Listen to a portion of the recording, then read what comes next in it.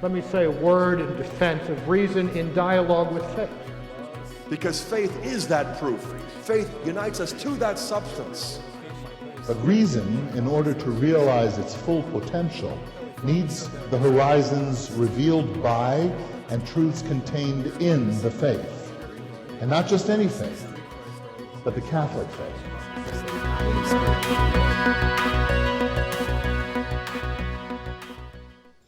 I remember coming into the church back in 1986 and teaching Christian morality in 1987.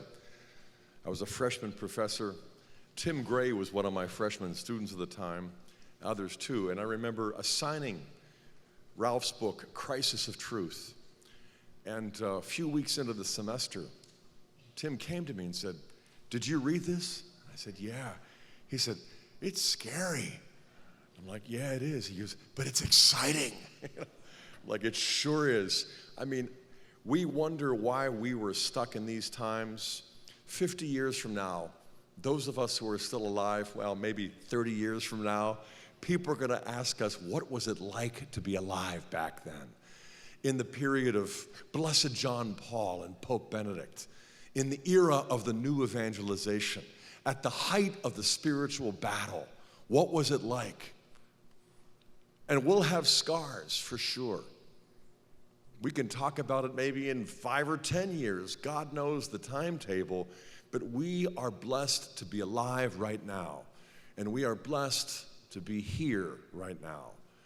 But as Ralph reminded us, we are not here primarily just to grow in our understanding, to fill our head with the truths. We are here to be empowered in our wills and in our hearts to go forth and fight the good fight. And to do it in a way that is truly humble, that is also filled with gratitude. You know, I was struck by so many things that he said. Most Catholics aren't in the battle because most Catholics don't know there is a battle. Do you really believe that? I do too. And why? Because they're in prison. they're POWs.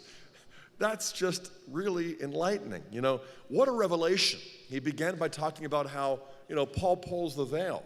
But what a wake-up call.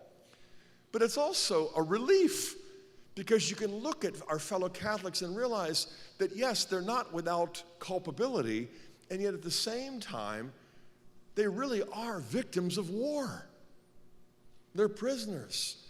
And Christ has come to set the captives free, beginning with us, because we are captive to so many things, so many sins, so many habits, so many lies that we have told ourselves. But to realize that Christ wants to set us free much more than we want him to. That's exactly what we're about to celebrate as we prepare ourselves to enter into the holy mystery of the Mass. I also liked it when he said that the problem in America is not just that, this is me paraphrasing and applying it, but the problem in America is not just that Catholics are being forced to violate their consciences, by having to cover and pay for abortifacient contraception, that sort of thing. The problem in America is that Americans are rejecting the divine law of love, not just by covering abortion and contraception, but by practicing it. It isn't just the protection of our conscience that we want. It's the conversion of our country and of all nations as well. Unbelief as the basic sin, oh man, the implications of that. We say it is right to give him thanks and praise. It is right and just, which implies that it's wrong not to, that it's an injustice not to express gratitude to God. Not that our culture fights that sort of problem. We have got to really enter into spiritual warfare. We've got to put on the armor of God. We've got to confess that we are not capable of doing this, but that Christ is.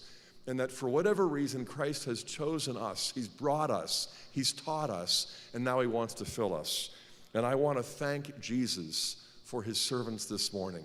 For Kimberly and the practical wisdom that she shared. And for Ralph Martin, the dynamic challenge that he gave us. Thank you very much.